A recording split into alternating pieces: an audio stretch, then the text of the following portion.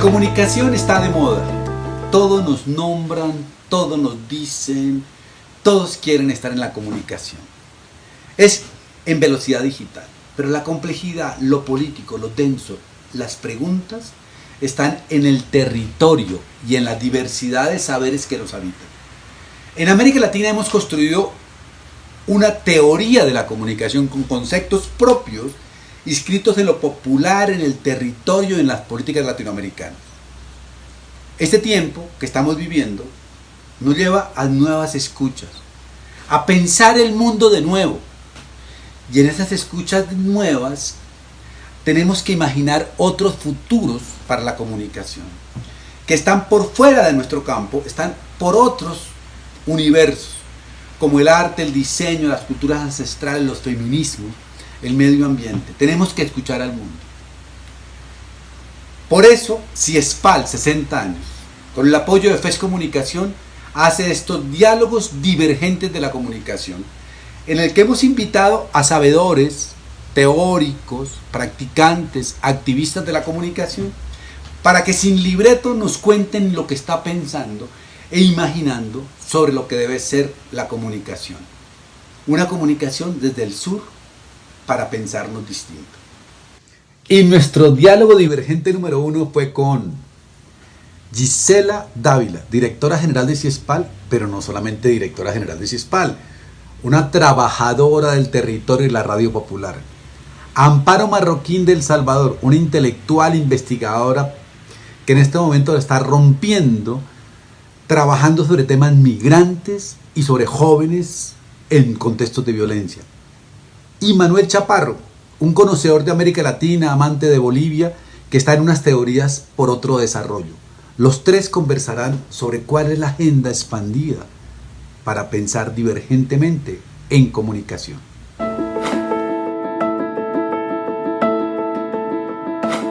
Hola, soy Omar Rincón y les doy la bienvenida a estos diálogos divergentes de la comunicación.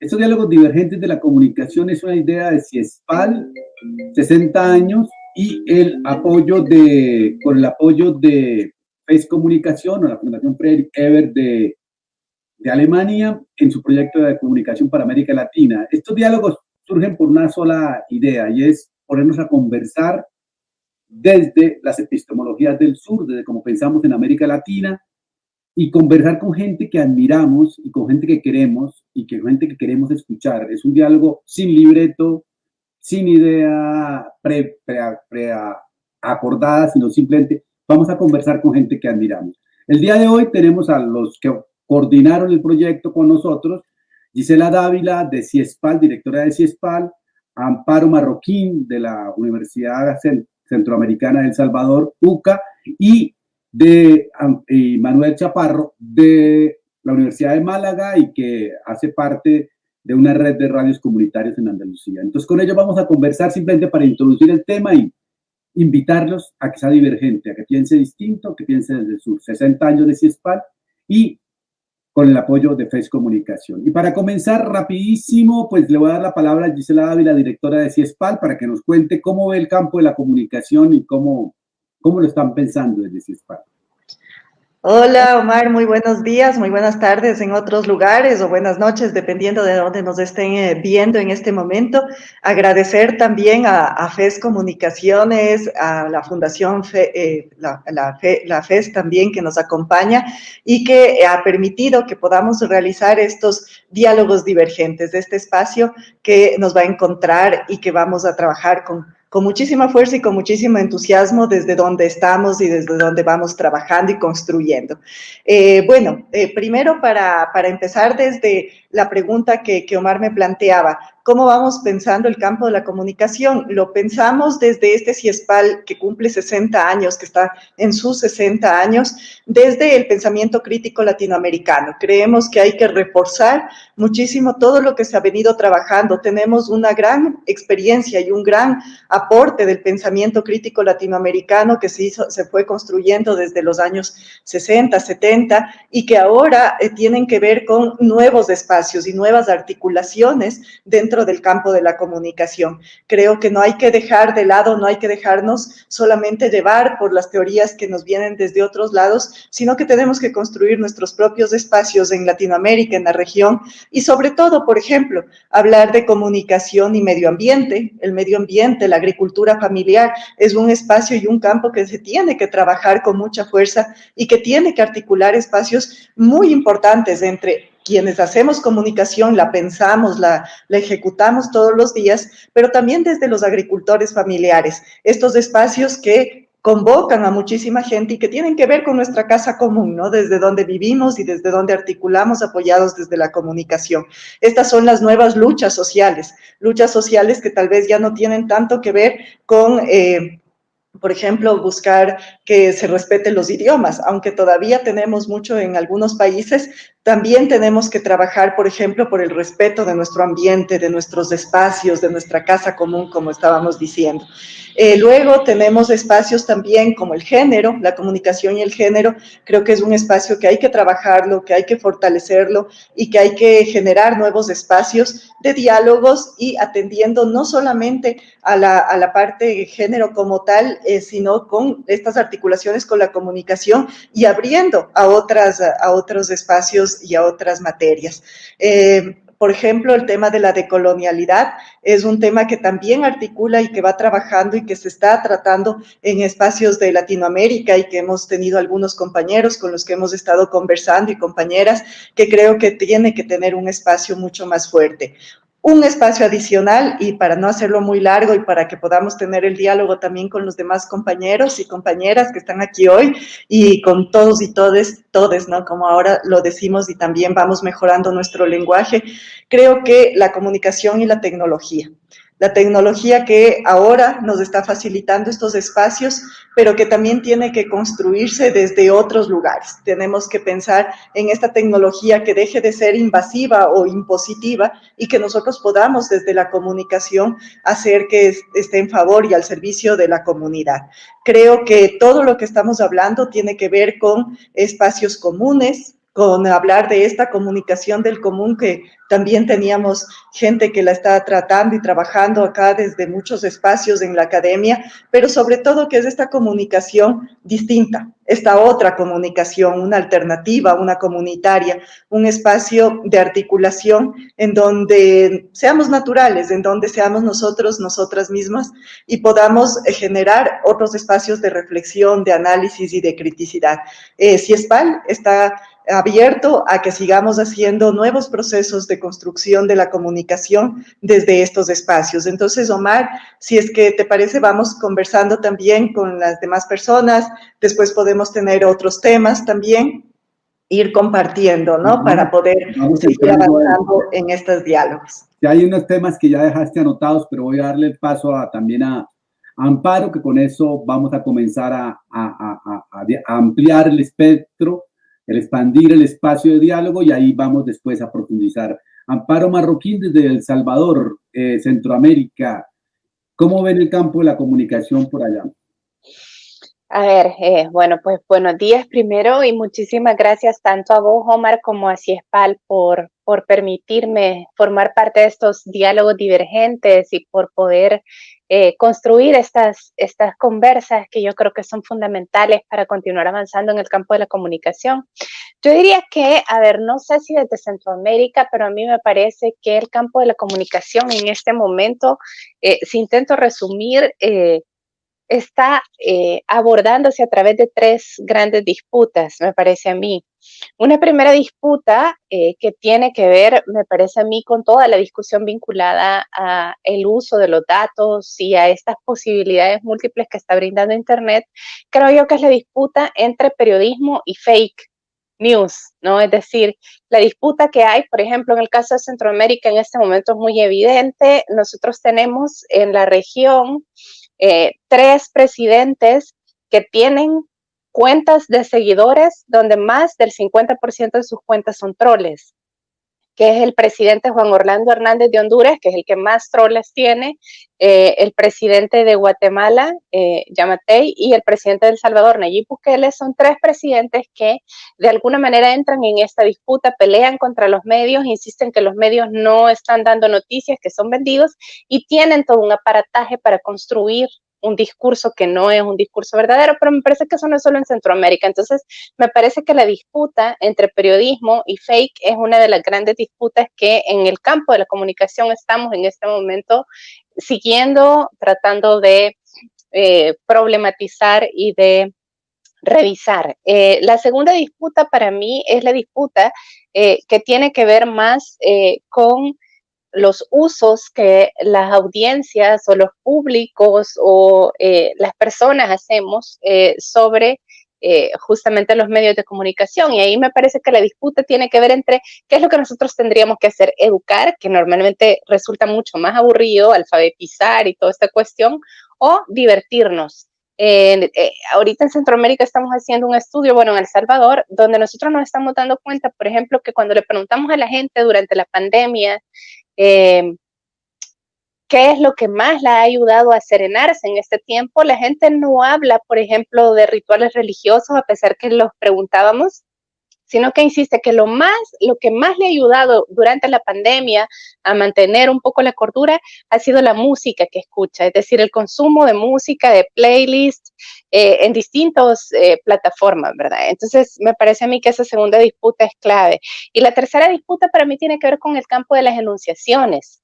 Decir, a ver, ¿qué es lo que nosotros tenemos? Al menos en el caso de Centroamérica, tenemos una serie de monopolios en el campo de la comunicación que pelearían o que entrarían en disputa justamente contra múltiples voces, contra la posibilidad de voces mucho más ciudadanas, de voces alternativas, las voces justamente que Gisela estaba mencionando ahorita, ¿no? Es decir, los feminismos, los indigenismos, las voces afro, los sindicatos, los migrantes, distintas comunidades, tanto minoritarias como mayoritarias, que deberían poder entrar a colocar sus propias agendas y sus voces. Entonces me parece a mí que tenemos esas tres disputas: la de los datos, la del uso y del consumo, y la de las enunciaciones.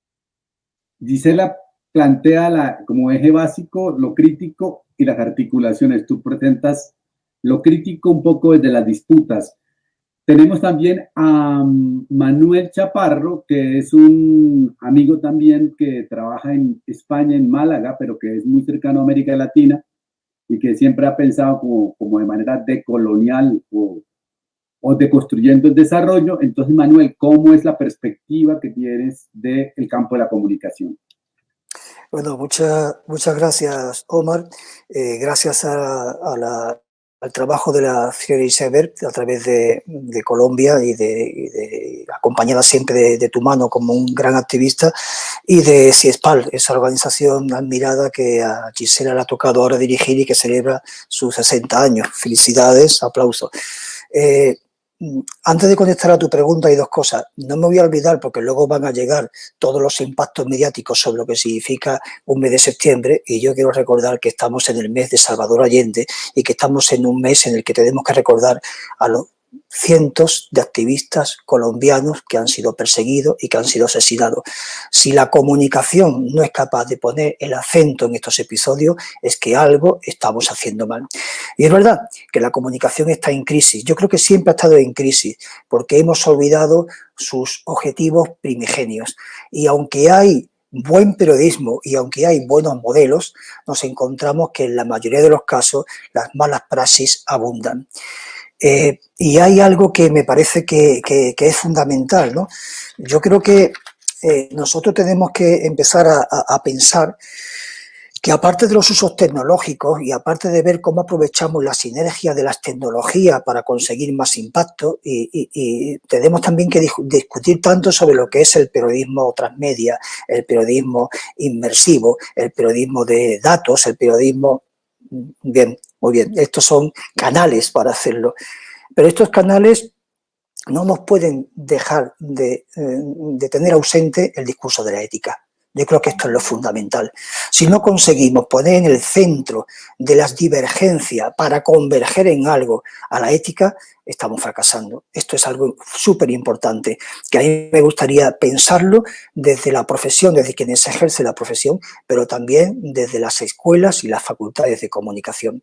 ¿Por qué? Porque la ética es un valor universal. La ética es algo común a todo y no podemos seguir contando noticias desde la mentira, porque no solamente son las fake news a las que Amparo se refería, es que además en la narrativa diaria de cómo contamos la realidad ya están insertas las mentiras. Mientras sigamos hablando de desarrollo sin contraponerlo a la ecodependencia, mientras sigamos hablando de desarrollo sin hablar de la pluriversidad, mientras sigamos hablando de desarrollo sin oponerlo a la decolonialidad, estaremos fracasando. Entonces hace falta políticas públicas que se centren en la ética y en el equilibrio mediático entre el primer, segundo y tercer sector en todos los territorios y en todas las coberturas, pero además añadirle este componente ético fundamental. Quiero poner un ejemplo que hace poco ponía en una charla con colegas. ¿A cuántos periodistas conocemos que no hayan sido condenados por prácticas maliciosas? Aquí en Europa tenemos casos condenados, 1, 2, 3, 4, 5 veces. En América Latina seguro también conocemos a periodistas sancionados, a periodistas de malas prácticas. Lo curioso es que cuando en otras profesiones a estas personas se les inhabilita profesionalmente, nuestros títulos, como no son habilitantes, no se les puede poner limitaciones. Es verdad que poner limitación a la libertad de expresión es un problema, pero por lo menos al ejercicio y llamarte periodista se lo deberíamos de poner. Es decir, la ética por delante de todo, la ética que marque la necesidad de estas nuevas narrativas. Y ahí coincido también con lo que decían Amparo y Giselle, les compro el discurso, porque si no vamos en estos cambios, en estas nuevas sinergias, en estas nuevas corrientes, a hablar y a centrarnos en lo que es la decolonialidad, lo que es el pluriverso, la ecodependencia, la transición, la narrativa decolonial, el pensar en tu vecino como kilómetro cero, como concepto de que si yo dependo de mi vecino depende de mí, y si no lo potenciamos, pues no podemos. Y hay que informar para hacer divulgación en esta línea, divulgación de compromiso político. El periodismo es agitación que no tiene por qué ser el montar revolución de armar la de Cristo en la calle. No, la agitación es la toma de conciencia de uno para comprometerse. Y además incentivar esto, hay que decir, oiga, es que, a ver, todos sabemos lo que tenemos que hacer, pero siempre estamos esperando a que otro lo empiece. No, tenemos que empezar ya. Cada una de nosotras tiene que comprometerse y tiene que empezar ya a hacer. Cada una de las personas tiene que empezar a accionar, porque este es el fenómeno del efecto de contagio. Y esto también trasciende a la manera en la que sentir y pensar el periodismo y la comunicación, que tenemos medios tramposos y tenemos medios dignos. Los dignos son los menos. Es muy difícil encontrar estos medios en la corriente de medios que juegan con la trampa, con el entretenimiento banal y con las barbaridades. Posiblemente en estos días nos hemos encontrado sobreabundancia y noticias sobre Mexi, fenómeno mundial, ¿verdad? ¿Cuántas noticias han hablado de que Mexi ha defraudado a la Hacienda española 40 millones y de que debe a la Hacienda argentina y está también en juicio muchos millones? No, ponemos el acento solamente en una parte deportiva, que es la espectacularidad, pero no ponemos acento en la ética, hablemos de todo. Y esto nos pasa en el día a día con todas las realidades, ¿no? Esto no es un problema de una parte del mundo o de otra, esto es una globalidad. Y en esto yo quisiera poner el acento en algunos debates que a veces no tenemos suficiente, porque parece que no entendemos este pluriverso porque, por ejemplo, hablamos de lo afroamericano, pero no hablamos de lo criollo. Hablamos del africano, pero no hablamos de lo euroasiático o el asiático-americano, por no hablar del euroamericano, que es otra forma de pensar de la epistemología en la que somos ahí una mayoría que controlamos las sociedades, ¿no? Entonces, estos son formas que generan moralidades diferentes, que generan epistemologías diferentes. Si no empezamos a compartirlas, si no las consideramos puestos a converger, la convergencia no producirá el éxito deseado. Luego, el disentir es sano, el disentir es obligado, pero tenemos que buscar en qué puntos de los disensos podemos encontrar consenso para generar estas nuevas narrativas. Es muy difícil, es muy difícil, pero el propósito está ahí. El propósito está en conseguir activar a cada una de las personas para que ya empecemos a ejercer estas libertades. Listo, joven Manuel. Usted lo enfoca más desde las crisis y al hablar de ética, yo claro que no está hablando de ética religiosa, ni de ética de la bondad, ni de ética de ser buenas personas, eso no importa ser buenas personas, sino una ética de mundo, de ecosistema, de pensar en que somos humanos y no humanos, y en que somos diversos y que pensamos distinto, para que no quede la idea que esta idea de cura y que hay que tener ética y que es una cosa que es manipulable muy fácilmente de los valores católicos y blancos que nos habitan. Tiene una ética un poco más diversa. Quiero decir que en este momento estamos muy contentos por la cantidad de gente que nos está viendo y como esto, imitando lo popular de América Latina, hay mucha gente que manda saludos, pues voy a nombrarlos como el celebrity, la ciudadanía celebrity, que todos seamos emocionados de esto. Hay saludos de Alfonso Gumucio, el amigo Alfonso Gumucio, de Nina Alejandra Martínez de Ensenada, California, de Nélida Soto, de Aura Galván desde Colombia, Nélida Soto desde Argentina, Marta C. Romero desde Barranquilla, Colombia, Débora Galais desde Brasil, Dean Saint Gil desde Barbados, qué alegría tener de Barbados, Cecilia Novoa de Ecuador, Lore desde Veracruz, Isabel Galeote desde Málaga, Susana Kaiser desde San Francisco, Taitabura desde Suiza, Graciela Martínez de México. O sea, qué alegría que este espacio pueda ser crossover y sea articulador de América Latina y de Iberoamérica y del mundo, porque creo que es un espacio global muy importante. Ya con base en este planteamiento de campo, pues como se dieron cuenta, esto se expande y entonces uno no sabe dónde colocar el encuentro, porque no, las entradas son distintas y como dijo Amparo, y también lo presentaron los tres, creo que un punto en común es preguntarnos por cómo hacemos para expandir las enunciaciones, porque hablamos de feminismo, hablamos de medio ambiente, hablamos de afros, de criollos, de cómo hacemos para que las enunciaciones comiencen a ser más diversas, porque realmente cada vez estamos más monopólicos y hegemónicos, cada vez las enunciaciones son más de Google, de Facebook, de Amazon, de Netflix, y en el caso nacional de los grandes medios, cómo ampliamos enunciaciones para ganar soberanía cultural. Gisela, ¿alguna idea para ir moviéndonos con esto y después hablamos con los colegas? Gracias, Omar. Y creo que voy a empezar un poco desde lo que tú planteas también en algunos momentos, ¿no? El de convertirse no solamente en que uno tiene un rol de periodista o de comunicador y los demás tenemos un rol de espectadores o consumidores de medios, ¿no? Ahora estas fronteras se han traspasado, se han convertido en otra cosa y cada uno también es también un poco un reportero, también una persona que puede informar, comunicar desde otros espacios y puede utilizar las redes para amplificar. Ahora, yo quisiera también en este espacio de pensar cómo hacer esto, no olvidarnos de las redes. Creo que la construcción en red es lo más importante que tenemos y es lo que ha demostrado la fortaleza, sobre todo para espacios más comunitarios, más alternativos, ¿no? Que no necesariamente tienes todo el poder económico, por ejemplo, para tener corresponsales en todas partes del mundo o de tu propio país, en otros lugares, en otras ciudades. Sin embargo, la red ha solucionado muchísimo todo esto y ha construido y ha hecho mancomunidades de comunicadores y de pensamiento crítico que son sumamente importantes. Entonces, yo creo que estos espacios se pueden ir articulando siempre y cuando vayamos construyendo estas redes, que son redes de construcción también de teoría, de pensamiento, pero también de noticias, de información diaria que tenemos, de comunicación, de necesidades comunes. Y creo que al construir redes de intereses, vamos también generando un proceso de apropiación de los temas. ¿Qué es lo que nos pasa muchísimo en este tiempo? Que lamentablemente las redes, los algoritmos, todo esto que nos van construyendo y que ahora hemos estado obligados a estar a través de tecnologías en estos espacios, nos convencen de que estamos participando cuando publicamos algo en Facebook, en Twitter, en Instagram o en cualquier otra red, y nos convencen que al poner un me gusta, un dedito levantado, entonces vamos a estar construyendo lo que participación ciudadana. Y esto es lo que tenemos que ya desenmascarar de una vez por todas.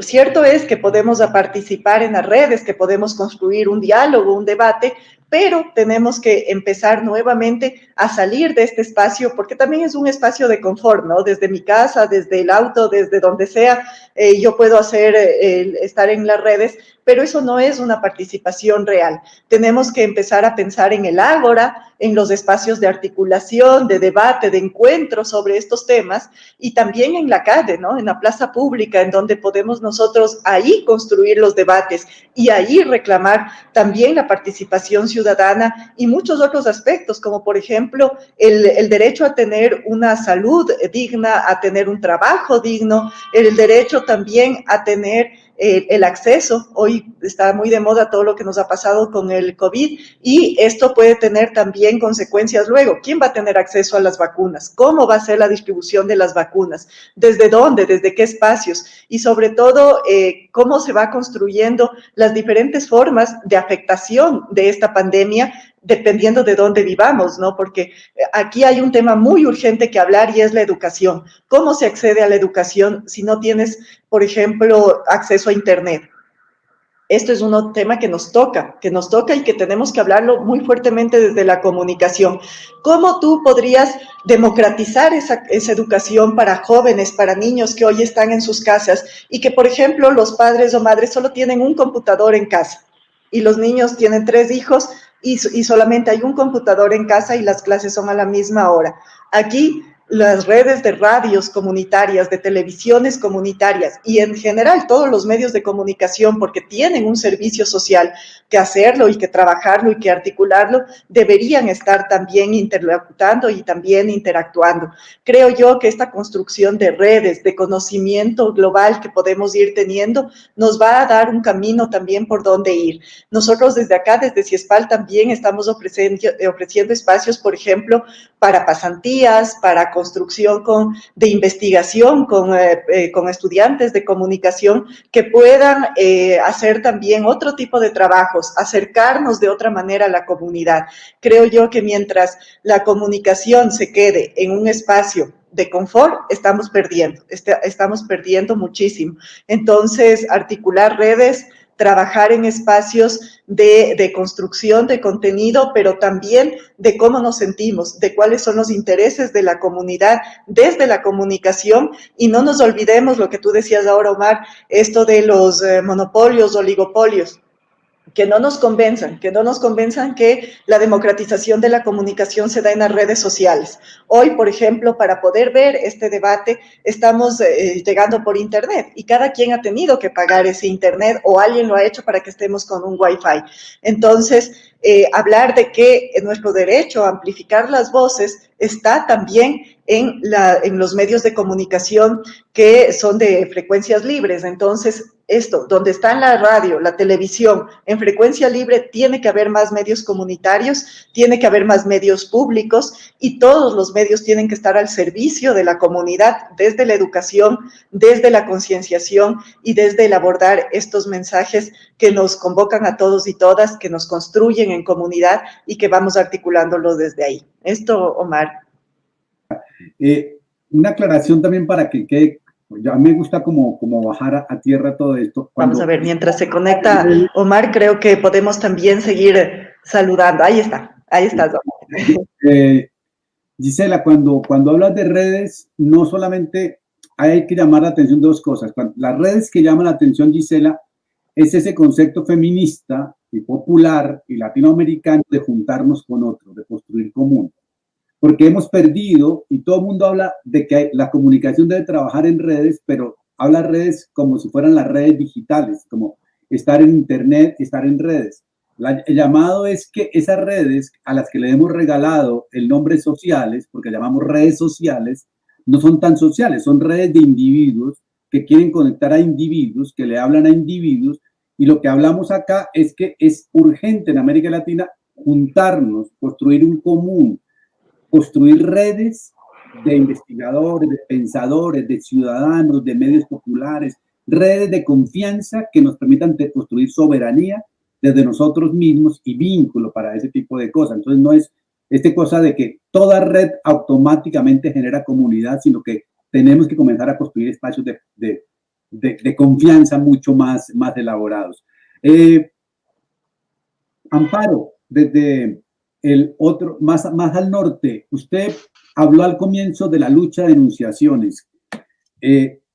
Gisela plantea una de las fórmulas: juntémonos, construyamos un común para construir soberanía cultural. Pero también yo me imagino que hay que hacer enunciaciones. ¿Cómo hacemos para que haya más voces y estéticas y narrativas femeninas, indígenas, afros, populares, o sea, pero con otras estéticas y narrativas, no reproduciendo el mainstream, el cerebro cultural que ya nos meten de forma de narrar? Yo voy a retomar algo que estuvimos discutiendo con vos justamente la semana pasada. Omar estuvo acompañando a un periódico digital salvadoreño que es muy prestigioso y señalabas justamente estas preocupaciones. Es decir, yo lo que estaba pensando mientras escuchaba a Giselle era cómo, digamos, el asunto no es solamente construir esas redes, sino cambiarnos el chip de la narrativa. Es decir, y con Omar, la semana pasada, una de las discusiones era, a ver, se trata sobre todo de entender quiénes son nuestros interlocutores y para quién vamos a hablar cuando construimos estos procesos de redes de comunicación. Es decir, ¿a quién le estamos hablando? Le estamos hablando a los poderosos, nos estamos peleando con el presidente, nos estamos peleando con Messi, como está diciendo Manuel, o lo que estamos haciendo es imaginando o inventando una comunicación desde esas estéticas populares que todavía hasta hoy, a pesar de haber pasado por toda la discusión de lo popular en los 80 del siglo pasado, seguimos tachándolas de mal gusto, de vulgares, de feas, ¿no? De poquita cosa. Tenemos que construir desde esas estéticas, desde el lugar donde la gente le gusta, desde el cuerpo, desde el baile, desde el goce, y dejar de pensar en lo que el poderoso dice.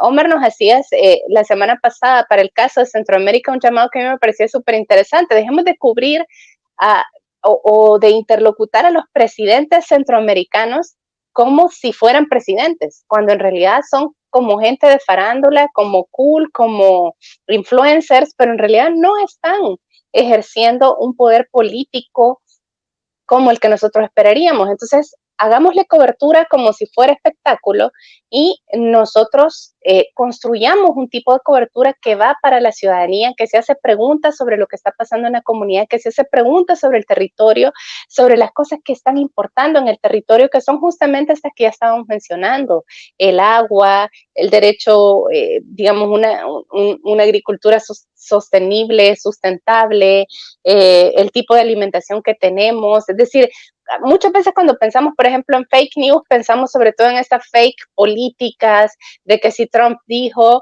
y no pensamos, por ejemplo, en que hay un montón de noticias falsas que tienen que ver con otras cosas, con lo que Manuel está diciendo, pero también, por ejemplo, con nuestra alimentación. Es decir, te dicen, mire, no coma esto en ayunas o comas este batido y usted será lo máximo, y no colocamos la discusión muchas veces desde esos espacios cotidianos que son tan fundamentales. En Guatemala existe un proyecto que se llama chequeado.com, que lo que la gente envía a este medio, envía todas sus preguntas sobre noticias que parecen ser falsas, y la mayor cantidad de consultas que la gente tiene son consultas justamente sobre el cuerpo, sobre: mira, a mí me dijeron que hacer este ejercicio es bueno, pero me trabé completamente, entonces cuéntame por favor si esto realmente es bueno. Y Chequeado consulta con médicos y le dice a la gente: mire, no, esto no sirve, no lo haga de esta manera porque en realidad no está bien hacerlo, ¿no? Es decir, entonces, ¿cómo vamos construyendo justamente esas otras estéticas? ¿Cómo consumimos esas cosas que a la gente le gustan? Y a partir de eso, construimos algo distinto, ¿no? Es decir, que tiene que ver con esto que Martín Barbero nos había dicho hace un rato, ¿no? Para comunicar tenemos que saber qué decir, pero también tenemos que ganarnos la escucha, ¿no? Es decir, tenemos que investigar esas estéticas y construir desde esas estéticas. Un poco el proyecto que ustedes están haciendo en Colombia, ¿no? De construir desde la narcoestética, construir un pensamiento crítico y reflexivo.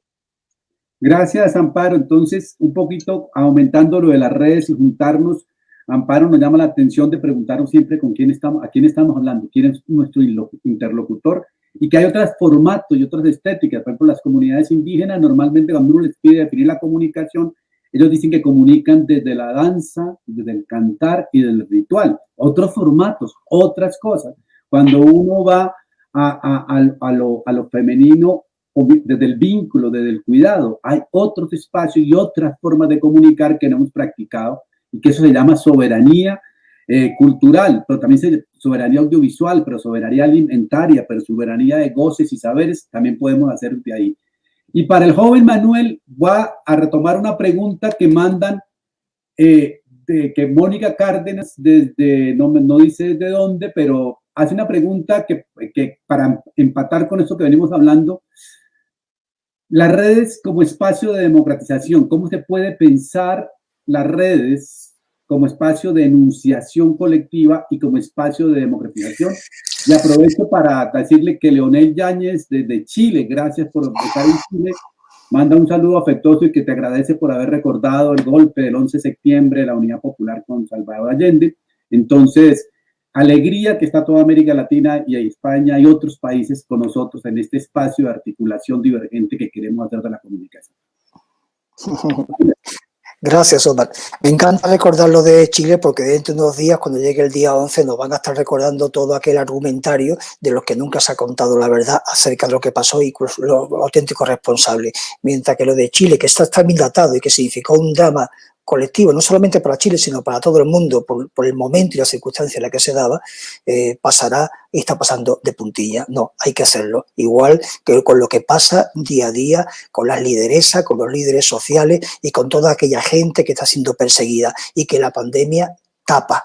Esto se llama biopolítica, es decir, poner el acento en la responsabilidad de la ciudadanía y no de los gobiernos. Si hay una enfermedad es porque cada uno de nosotros gestionamos mal nuestras enfermedades, no porque los gobiernos no provean. Es decir, son parte de cómo construir una noticia, por eso son importantes todas estas narrativas. Voy a responder a tu pregunta, pero permíteme que haga una diferenciación porque también he visto algunas preguntas dirigidas hacia esto y la que tú hacías también antes del comentario. Es decir, la ética es universal. O sea, no hay una ética del pueblo aymara, del pueblo gitano, del pueblo... No, hay una ética que es universal. Responde a todo el mundo. Son unos valores que el ser humano comparte. El ser humano con la naturaleza, ojo, no el ser humano como ser androcéntrico que se impone sobre el resto de... No, somos ecodependientes y nuestra ética tiene que ser ecodependiente. Nos reconocemos en las otras especies que habitan con nosotros y que generan el que sobrevivamos en estos ecosistemas. Por tanto, no confundamos esto con la moral. Ya sabemos que cada confesión religiosa o cada colectivo puede desarrollar morales propias, pero estas no son universales, son solamente morales compartidas por determinados grupos. Si no ponemos el acento en esta diferenciación, terminaremos por reconocer que depende de quién gobierne, impone una moral sobre una ética u otra. Y esto es un gran fracaso. Ahí tenemos todos los conflictos en nuestras sociedades de imposiciones morales ilegítimas que van en contra de derechos de la ética del ser humano y de la naturaleza. Derechos del hombre, no. Derechos del ser humano, sí, pero derechos del ser humano con la naturaleza. Es decir, si no combinamos los dos, estamos fracasados. Decía Albert Camus que nombrar mal las cosas significa empeorar los males del mundo. Efectivamente, si nombramos mal las cosas, la estamos fastidiando, porque estamos haciendo creer en cosas que no tienen sustento. Por eso hablaba antes del desarrollo como el gran tótem que se ha creado, el factotum que se ha creado en el último siglo y que es lo que nos ha conducido a todas estas pandemias que estamos viviendo, no solamente la del COVID, sino la del empobrecimiento, la desigualdad, la inequidad, etcétera. Es así. no es que sea un invento, es que está muy estudiado y muy analizado. En muchas de las preguntas que se están haciendo, la respuesta en estos diálogos divergentes la queremos encontrar en estas conversaciones que vamos a tener. Hablar con Arturo Escobar sobre cómo en los años 80 él escribe un libro en su tesis doctoral de la invención del tercer mundo es paradigmático. Todavía hay quien discute esta gran verdad. Hay un mundo que se inventa en beneficio de un eurocentrismo, de un enocentrismo y de un androcentrismo, cuando no un antropocentrismo. Esto es lo que hay que ver. Si no empezamos a mover esto, si no empezamos a transformar esta realidad, nos vamos a estrellar una y mil veces. A partir de ahí podemos plantearnos, ¿y qué hacemos con las redes? Bueno, nombrar más las cosas incrementa los males del mundo, lógicamente. Si hablamos de redes sociales que no son sino redes virtuales, pues estamos fastidiándolas. Reconozcamos que esto estamos haciendo ahora mismo es importante, pero no deja de ser un espacio virtual. ¿Dónde está la potencialidad? La potencialidad está en que nosotros sí sabemos ponernos piel, porque nos reconocemos y nos conocemos entre nosotras. Esto es lo importante. Ahí es donde podemos empezar a activar. Y a partir de ahí, saber la obligación que tenemos cada una de nosotros de poner en práctica esto de lo que hablamos. La ética no es una estética. Normalmente los discursos se quedan en la estética y no son capaces de dar el paso para cumplir con aquello que se predica. Yo discuto mucho con colegas, esto que dices en clase, llévalo tú a la práctica. Esto que dices tú de los comportamientos de la ley de los medios, cuando tú publiques o escribas, llévalo al texto. Es decir, llévalo a tu vida. Es decir, ética y estética van de la mano. Convencer, hace falta para convencer que utilicemos los envoltorios tecnológicos, sí, lo transmedia, el periodismo inmersivo, todo esto. Pero esos son envoltorios para convencernos, también para implicarnos y para hacer ver que lo que decimos lo llevamos a cabo. Esto es fundamental y ahí las redes, estas redes online tienen una importancia, la importancia de mantenernos conectados, pero la importancia de que esto que decimos aquí tenemos que trasladarlo a núcleos locales donde empecemos a actuar. No lo podemos dejar el rey. En nuestro ámbito de cobertura tenemos que ser capaces de constituir estas redes epidémicas que luego a través del online se amplifican. Esto es lo que lleva al éxito. Esto es lo que una de las cosas más interesantes para hablar con Arturo Escobar de cómo se hace. Por eso la proximidad, por eso lo local es fundamental para darle un sentido a las redes y para descubrir cuándo se está metiendo y cuándo no. Y por último, claro, esto de la decolonialidad es algo importante. La decolonialidad no empieza solamente por sacudirnos el yugo de los colonizadores. La decolonialidad empieza por todos esos imaginarios que nos han colonizado el cerebro a nivel global y que impiden que trascendamos y que lleguemos más allá. Por eso hay que repensar desde el minuto uno, desde ya, todo lo que estamos haciendo. Descontaminarnos de la cantidad de conocimientos absurdos y estúpidos que nos insertaron aquí y que jamás pensamos. Porque yo tengo ya un listado de cosas hechas y seguro que cada una de nosotras puede repetir ese listado y hacer que coincidamos, porque ha sido fabricado e interesado para un control de las élites. Esto está muy estudiado, solo hace falta llevar a la práctica otra. Entonces, en el cómo incidir es esto. Y yo creo que, vuelvo a insistir, para terminar, ¿dónde está la duda de la ética? Muy fácil. La ética que queremos llevar a cabo responde al bien común, nos satisface a todas por igual, independientemente de las moralidades de cada una. Pues si esa ética va dirigida al bien común, estamos acertando. Si no, tenemos que ver y poner el acento en la gente del común para entender lo que expresan, lo que quieren, y no tanto ser sus intérpretes, como mucho ser mediador y facilitarle las herramientas y los utillajes para que se expresen en primera persona y con protagonismo propio. No podemos seguir usurpando la opinión pública y que la opinión publicada responda a la opinión pública. No, la opinión publicada es la que publicamos nosotras. Hay que saber poner el acento en las otras y que las otras también se expresen. Y esto es lo que a veces el poder no le gusta. Y por eso tenemos un tercer sector débil, un tercer sector que se le regula, pero que no se le financia, y donde cuando hay apuesta fuerte, pues se desincentiva porque el capital es muy resistente. Y hay que estar ahí para decirlo. Esto no es una postura extremista, es una postura de mera supervivencia, porque estamos en un periódico crítico en el que tenemos que encontrar no resiliencia, que parece que es la resistencia, que dice, resistamos, yo no quiero resistir más, yo quiero triunfar. Y para triunfar hay que empezar a construir procesos locales que incidan y que en red consigamos nuclear esta nueva revolución del repensar. Me callo. Bueno, Puedo ya seguir hasta mañana. Sí, no, ya va a seguir evangelizando, pero lo que estamos haciendo es abriendo temas que van a ser desarrollados con los invitados que tenemos, que son invitados que pueden desarrollar estos temas que estamos abriendo. Cada semana vamos a concentrarnos en algunos. Hoy vamos a ser muy expandidos, muy divergentes en temas, pero solamente como introducción. Yo, por ejemplo, a mí me suena mal eso de una ética universal. A mí eso me suena mal totalmente, porque creo que es una ética universal para afros, para indígenas, para tal. Me parece que hay éticas particulares también, pero eso es un debate que desarrollaremos en los próximos capítulos de esta serie. Quiero juntar algunas preguntas con una pregunta final de paso y después presentamos los diálogos y nos vamos, porque queremos cumplirlos con una hora. En general queda la sensación de que los medios no funcionan, dice que las redes tampoco funcionan, entonces, ¿hacia dónde estamos yendo? El amigo Iñaki Chávez dice que no se puede luchar por el pan, la lucha económica, sin luchar por la paz, la lucha política, y sin defender la libertad, la lucha ideológica. Nina Alejandra Martínez Arellano dice que debemos sumar narrativas que visibilicen voces y temas para contrarrestar las narrativas dominantes. Y así hay muchas más opiniones. Ricardo Gordo dice que la calle nos obliga a dejar de lado la pedagogía del miedo y entrar en la pedagogía del contacto, una idea que él propone. Adriana Alexandra Ardila dice que la educación virtual puso en evidencia una curva que hay que aplanar en América Latina, que es la desigualdad. Y Cara Hernández dice que hay una brecha entre la conexión entre sociedad e información, entre medios y personas, y que es importante tener alguna parte que nos informe más adecuada y orgánicamente para eso.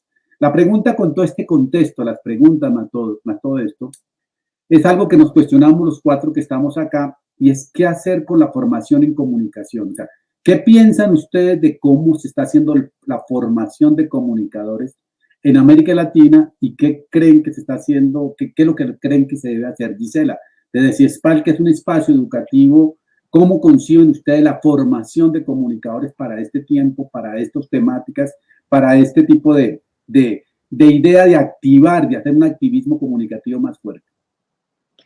Bueno, creo que en este espacio sí tenemos un reto muy importante y creo que no lo debemos dejar de lado, sobre todo quienes estamos trabajando en estudios de la comunicación, desde la academia, desde espacios de articulación, pero también desde esta otra forma de comunicar y de educar, desde estas formaciones que se dan todos los días, y yo creo que mucho más y más actualizado desde, por ejemplo, los medios comunitarios, ¿no? Que tienen capacitación prácticamente a semana seguida. Nosotros vemos que tienen un movimiento enorme en una actualización, en capacitaciones y en formaciones que van generando otros procesos y otro tipo de aprendizajes que son sumamente importantes para lo que vamos realizando los comunicadores y comunicadoras en nuestra región.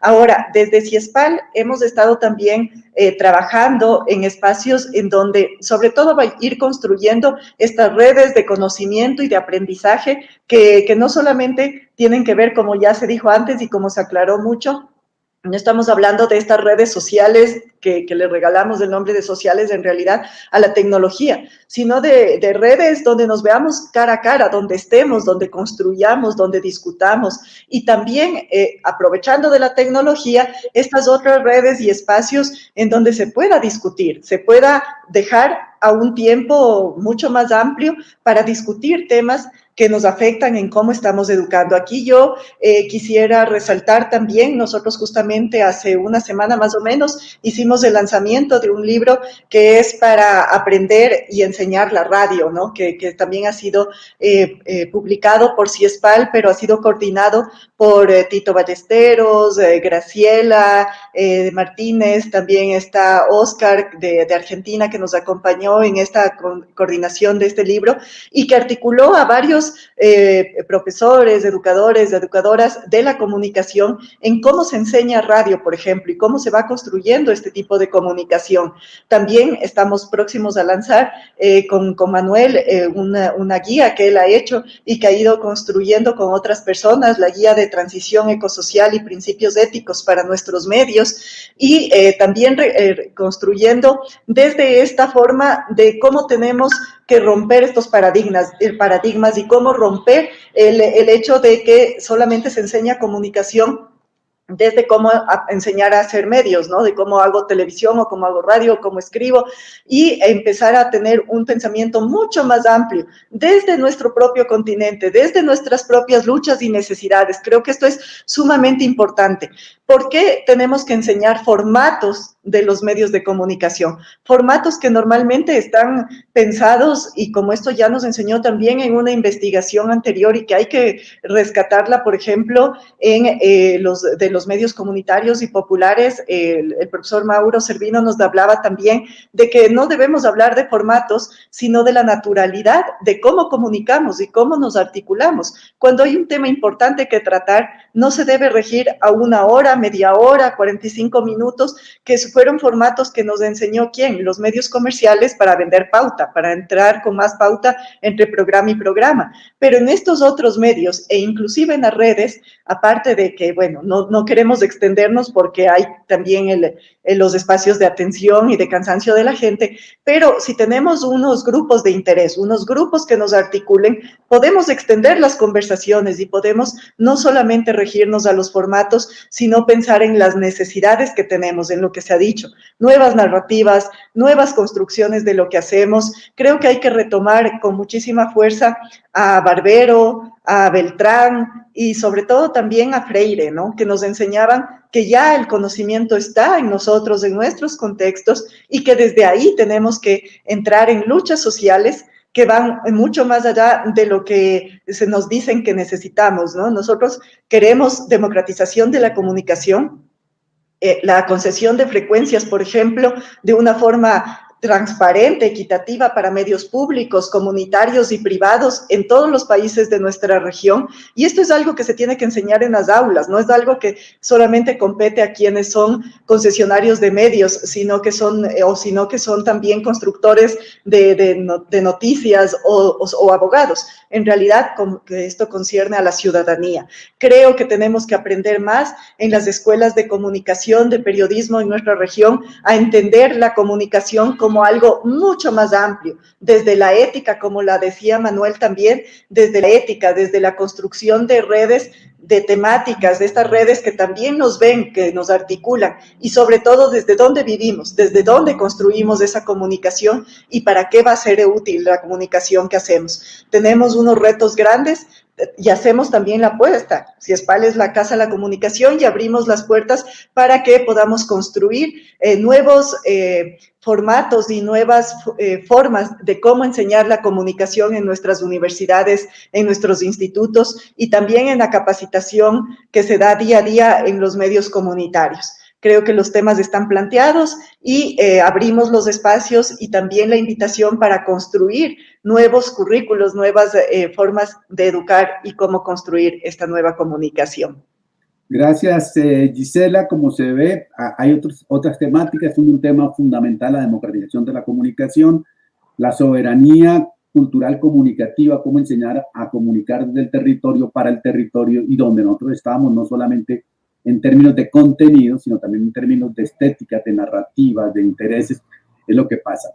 Amparo, tú desde tu experiencia como docente de comunicación, que trabajas en el campo, que eres profesora de comunicación, ¿cómo ves el campo de la formación?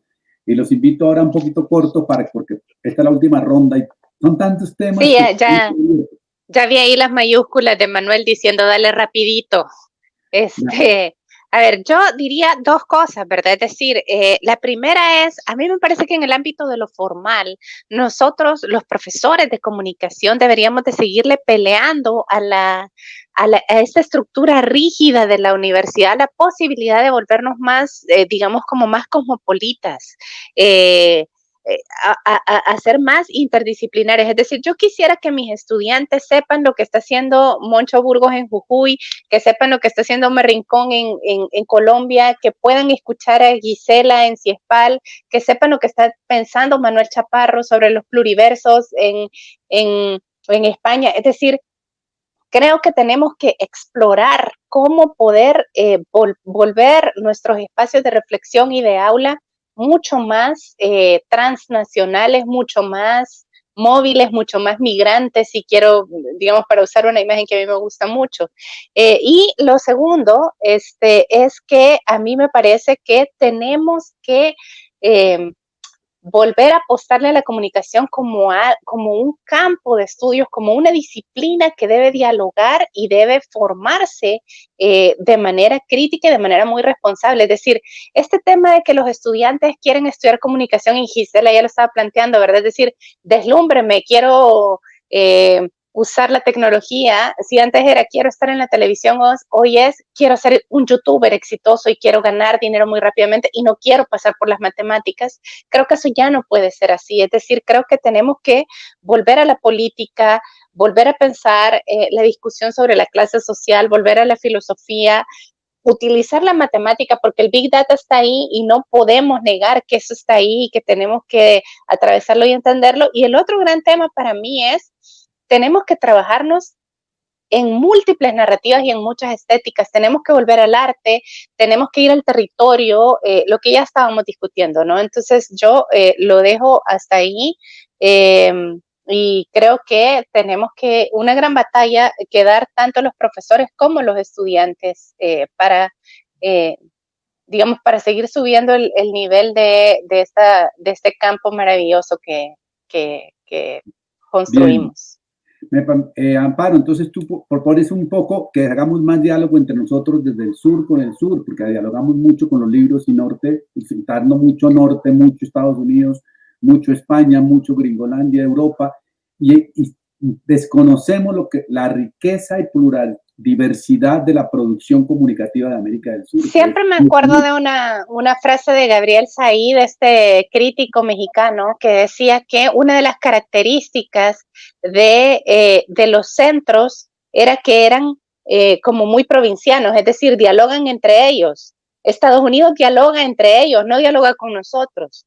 Y que una de las características de las colonias y de las periferias era que queríamos dialogar con el centro, no dialogábamos entre nosotros, no nos citamos entre nosotros, nos citamos otra vez a ellos. Entonces, el centro dialoga entre ellos y se citan a ellos. Y nosotros vivimos también queriendo entrar a ese centro y no construyendo estas otras redes que justamente me parece que estos diálogos le quieren apostar a eso.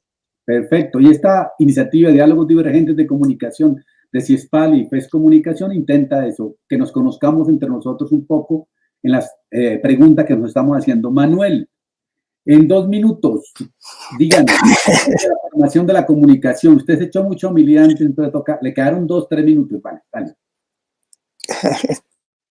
En 2 minutos. En 2 minutos enseño la cartulina. Eso es a lo que se refería Gisela.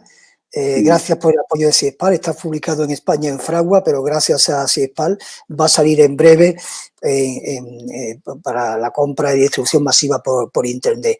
Es un documento de debate, es un documento que dice desde dónde hablamos y cómo hacer narrativa. Yo quiero empezar desde ahí mis clases, desde ahí empiezo las discusiones como estudiante, porque cuando se habla de teorías de la comunicación, yo siempre digo, a ver, un principio fundamental que todo el mundo explica, el qué, el cómo, el cuándo, el por qué, nuestras 6 W, de cada uno las que quiera considerar. Yo digo, ¿de dónde salió esa teoría?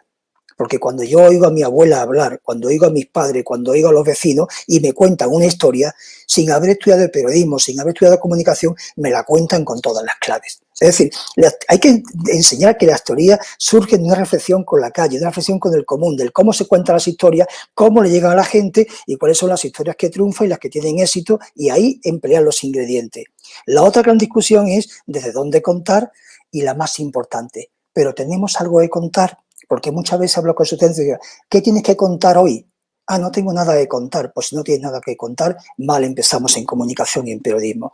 Enseñarles a pensar, enseñarles a que hay muchas cosas que contar, enseñarles a descubrir en su entorno las cosas a contar es básico y importante. Y el lugar desde donde. Y como hemos estado diciendo, esta narrativa y este nuevo relato tienen que pensar en el bien común y tienen que pensar en que la mayoría de las cosas que hoy estamos haciendo, estos comportamientos habituales y cotidianos y diarios, solamente nos conducen al fracaso. Yo me gustaría que apostaran a que discutiéramos esto, que lo discutiéramos, que lo enriqueciéramos. Es solo un proyecto colectivo, de hecho con muchísima gente en la que 4 personas nos hemos puesto a un editado final de reflexión y de puesta en común, pero hacen falta incorporar muchas más visiones y convertirlo. Muchas gracias. Gracias, Manuel. Hay muchas preguntas que se quedaron, muchas opiniones. Por ejemplo, no logramos hablar de lo popular y tenemos que hablar de lo popular en América Latina, como plantea Graciela Martínez, y de lo indígena, pero vamos a tener una para indígenas. Carla Lara, desde Honduras, nos dice que pues, hay que pensar más la interdisciplinaridad. Y con esto introdujimos lo que queríamos hoy, diálogos divergentes de la comunicación. ¿Qué es lo que viene de aquí en adelante, lunes, primero y después del 12 de octubre, ese día que es en disputa? Tendremos pasaremos a los martes, los invitamos realmente con orgullo a esas charlas porque hemos invitado a gente que admiramos profundamente, a la gente que creemos y que queremos conversar con ellos y escucharlos, ejercer la escucha. Arturo Escobar, que para nosotros es un pensador de lo de colonial pluridiverso, que siempre dice cosas interesantes y para nosotros es como una persona a la cual seguir.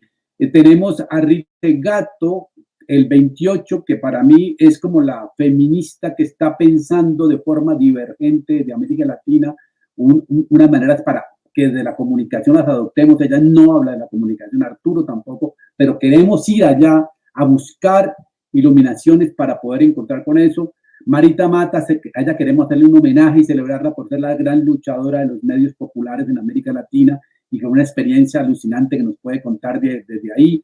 Tenemos a Pauqui Castro del CONAI, o sea, la Confederación Nacional de Indígena del Ecuador. ¿Y por qué? Porque es un joven indígena que hizo la carrera de comunicación y ahora dirige la comunicación indígena en el Ecuador. Entonces nos parece interesante sus reflexiones en esa relación entre academia y mundos indígenas. Silva Ribeiro, que trabaja en las luchas ecosociales. Carlos Enrique González, Santiago, tal vez muchos no sepan quién es, y eso es lo interesante porque ha sido un luchador permanente por la liberación en América Latina de El Salvador. Y cerramos con Clemencia Rodríguez, que es como nuestra pensadora de comunicaciones feministas ciudadanas y del Caribe territorial. Entonces, con este grupo los invitamos cada semana a tener, no como hoy que tuvimos a 3 pensadores, sino vamos a tener uno solo en un diálogo tranquilo y van a ser entrevistados por Manuel y por Amparo, que los conocen bastante bien. Entonces va a ser una cosa muy, muy, muy, muy interesante. Entonces, muchas gracias por haber estado, a Manuel, a Amparo y a Gisela. Hay muchos temas, queríamos abrir el debate, los esperamos la próxima semana en estos diálogos divergentes con nuestro popstar Arturo Escobar, y creemos que va a ser un diálogo absolutamente fascinante escuchar qué tiene que decir Arturo Escobar, qué nos puede mandar desde ahí a compartir, qué nos puede decir desde lo que él prevé intuitivamente. Como decimos, estos diálogos divergentes son divergentes, pero no tenemos libreto, son intuitivos.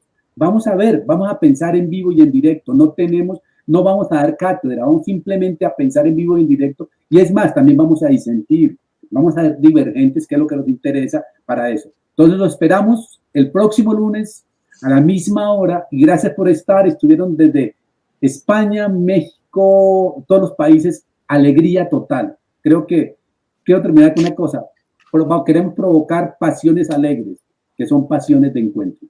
Buenos días y la seguimos. Gracias. Gracias. Gracias a todos y todas.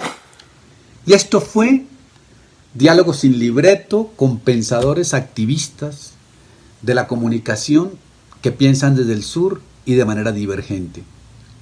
Los esperamos en el próximo capítulo para seguir pensando en divergencia y sin libreto. Y recuerde, Diálogos Divergentes de la Comunicación es un proyecto de CIESPAL, 60 años, con el apoyo de FES Comunicación. Hasta pronto.